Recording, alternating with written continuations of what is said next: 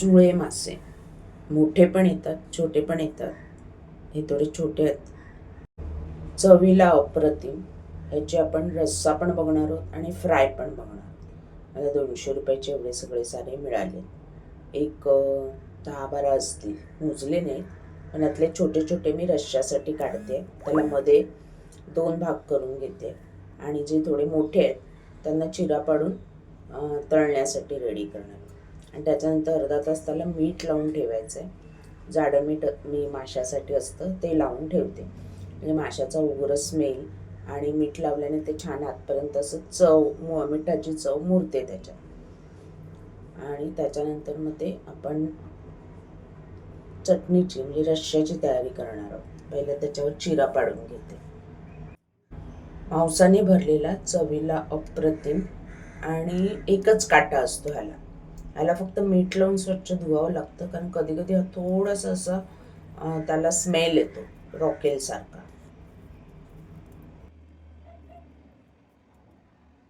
सुळ्यांसाठी आता वाटण, चटणी आणि फ्राय दोन्ही बघतो. कोथिंबीर थोडी, ओलं खोबरा अगदी थोडा, अर्धा टोमॅटो, 5-6 काळी मिरी, त्रिफळा, काळी मिरी नाही वापरत आहे. कोलंबीचं असत ना तर काळी मिरी वापरा.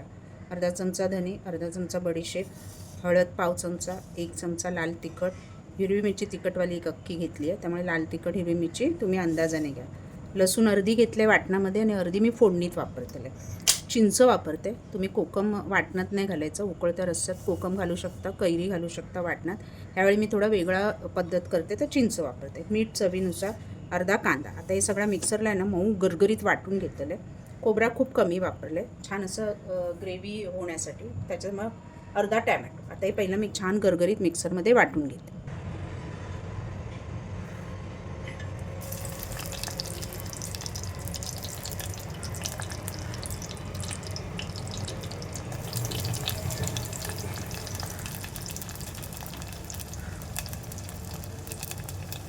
फोडणीमध्ये ठेचलेला अर्धा लसूण, अर्धा कांदा आणि कढीपत्ता. एकीकडे वाटण मी छान मऊ वाटून घेते.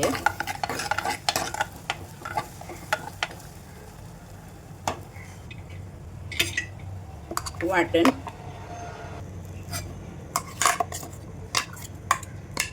मिक्सर धुवून पाणी ॲड करूया. किती पातळ हवा त्याप्रमाणे, जसं राईस बरोबर खाऊचं असा, त्यामुळे मी थोडं पाणी ॲड करते.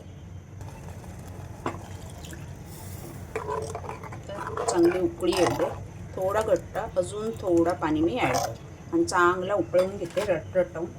तिखट जर हिरवी मिरची घातलेली असल्यामुळे जर कमी वाटलं तर थोडा तिखट मी वरनं घालीन. गरमी असल्यामुळे मी थोडं तिखट कमी घालते, त्रास होऊ नये म्हणून तो थोडं रंग पिवळसर येईल. आणि त्याच्यामध्ये हिरवी मिरची आणि कोथिंबीर घातलेली आणि चिंच, त्यामुळे त्याचा रंग थोडं वेगळं येईल. मालवणी सर्वासारखं लाल भडक नाही हो का.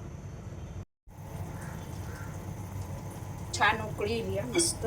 5 मिनटं चांगलं रटरटावून उकळून घेतले. रंग पण बघा आता थोडं छान बदललं, चांगलं रंग येईल. आता हे सुळी 3 होते तर मी एक एक्स्ट्रा ॲड केले, कमी वाटले म्हणून.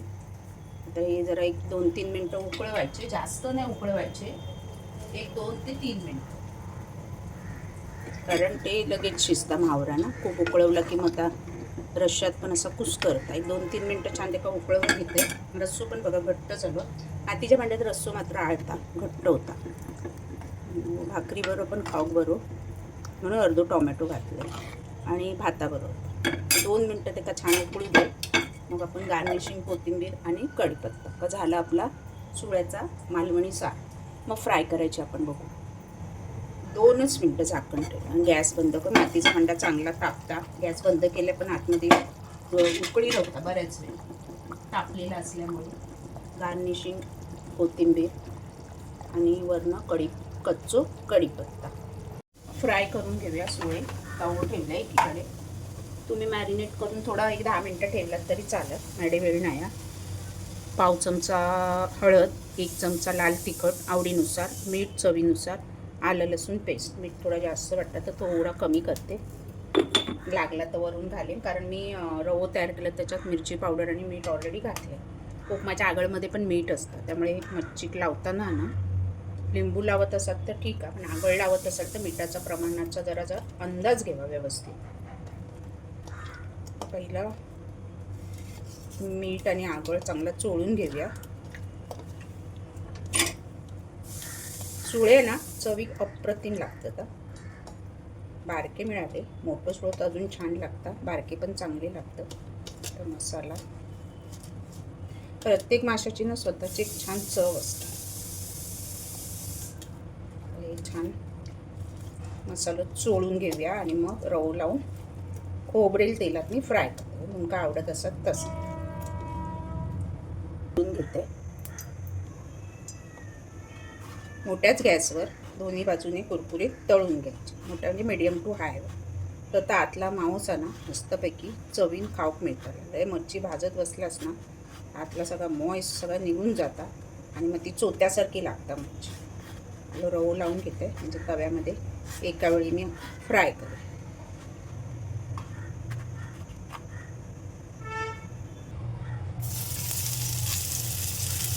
खोबरेल तेला ना म्हणून थोडं दूर येतात त्याचा.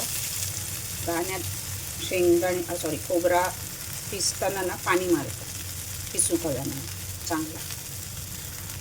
आता दोन्ही बाजूने कुरकुरीत लाल रंग येईपर्यंत आपण तळून घेऊया. कापली कढी पण ह्याची सुळ्यांची आणि सुळे फ्राय तयार असा राईस बरोबर भाकरी चपाती बरोबर खाण्यासाठी. खोबरेल तेल थोडं कमी पडलं वरनं घातलंय आणि म्हणून ते त्याला थोडं फेस येईल.